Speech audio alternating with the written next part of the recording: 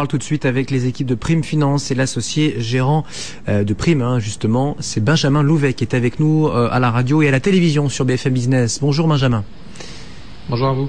Peu de mouvement sur le pétrole, $95 le baril, en tout cas sur le baril new-yorkais, 112, ça reste très élevé sur le Brent londonien, et on a toutes ces prévisions là qui nous arrivent heure par heure quasiment. On a eu ce matin l'agence internationale de l'énergie, qui est dans la galaxie, on va dire, de l'OCDE. On a eu plus récemment encore à la mi-journée l'OPEP là qui a maintenu ses prévisions pour cette année et pour l'année prochaine, Benjamin. Oui, alors on va parler de beaucoup d'acronymes, accrochez-vous, on va parler de l'AIE, de l'EIA, de l'AIEA. Le pétrole aujourd'hui, c'est toutes ces agences qui publient des rapports.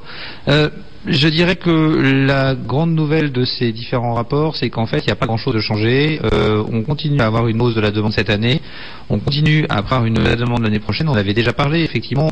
La grosse nouvelle que l'on a aujourd'hui par rapport à la situation qu'on avait pu connaître, par exemple, en 2008, c'est que même si aujourd'hui on commence à anticiper un ralentissement économique dans les pays de l'OCDE, la montée en puissance des pays émergents, au premier rang desquels on trouve la Chine, fait que même s'il y a un ralentissement dans les pays de l'OCDE, eh bien l'année prochaine, on connaîtra une croissance de la demande. Aujourd'hui, c'est maintenu dans l'ensemble des rapports, que ce soit celui de l'administration américaine, on parle de l'EIA, que ce soit celui du bras armé de l'OCDE pour les questions énergétiques, qui est l'Agence internationale à l'énergie, l'AIE cette fois-ci. Toutes ces agences maintiennent des prévisions de croissance de la demande de l'ordre de 1 200 000 à 1 400 000 barils par jour l'année prochaine. À une nuance près, c'est que tout ceci est dans un contexte normal de marché et ces agences sont bien obligées de reconnaître aujourd'hui qu'il y a des incertitudes. C'est sauf accident alors. Sauf accident, donc c'est là que je dis que ces rapports ne changent pas grand-chose. Ce qui est peut-être plus intéressant, c'est ce que nous disent ces rapports sur le plus long terme. J'ai retenu moi une phrase de Fatih Birol, qui est l'économiste en chef de l'Agence internationale à l'énergie, qui explique qu'il faut que l'on quitte le pétrole avant que le pétrole ne nous quitte.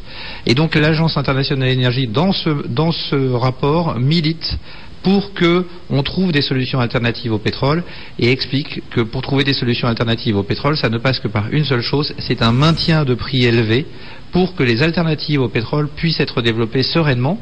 Et puis ça pose un autre problème, c'est que sans un maintien des prix élevés, on n'arrivera pas à réduire la consommation, et sans réduire la consommation, on va au-devant d'énormes problèmes écologiques, avec une montée des températures qui est évaluée dans le scénario central de l'Agence internationale à l'énergie à 3,5 degrés sur le long terme, ce qui est très au-dessus des objectifs des accords de Copenhague et qui pose un énorme problème écologique, avec énormément d'espèces notamment qui disparaîtraient. Donc le maintien des prix élevés, c'est ce pourquoi milite aujourd'hui l'Agence internationale à l'énergie.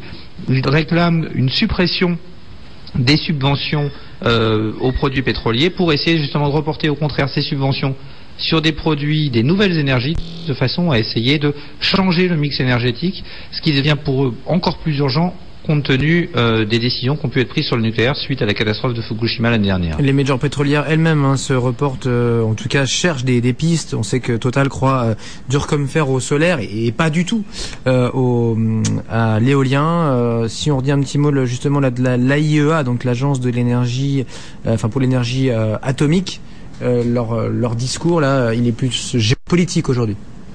Tout à fait. Alors là, on revient sur une problématique beaucoup plus court terme et qui va nous préoccuper vraiment pour les semaines qui viennent.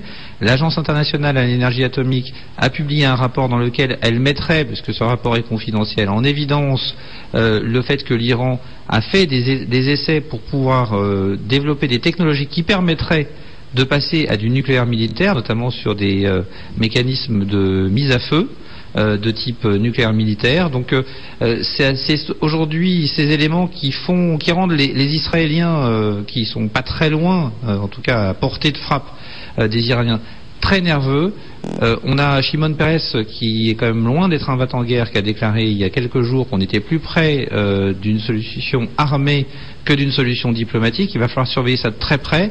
La question en fait va être de savoir si l'ONU arrive à voter des sanctions supplémentaires contre l'Iran, en convainquant pour cela la Chine et la Russie, qui se sont opposés jusqu'à maintenant à ces nouvelles sanctions. Ces nouvelles sanctions, a priori, le ministre des Affaires étrangères russe aujourd'hui a dit qu'il était contre. Donc la situation va être très tendue, il va falloir voir la réaction d'Israël. J'ai tendance à dire que tout ça m'inspire un adage, c'est que si vous n'avez pas encore d'or, il est peut-être temps d'en acheter, parce que tout ça pourrait être pousser encore plus les gens vers les valeurs refuges. On a une situation catastrophique sur les marchés financiers. On a une situation potentiellement explosive sur le marché pétrolier. Tout ça a toujours profité à l'or par le passé. Donc si vous n'en avez pas encore, il est peut-être temps d'acheter de l'or. Parce qu'on est effectivement une bonne centaine de dollars en dessous les records, et des records très récents. Benjamin, merci beaucoup Benjamin. Prime Finance avec nous chaque semaine sur BFM Business et dans Intégral Bourse, associé gérant Benjamin Louvet de Prime. 16h27, courte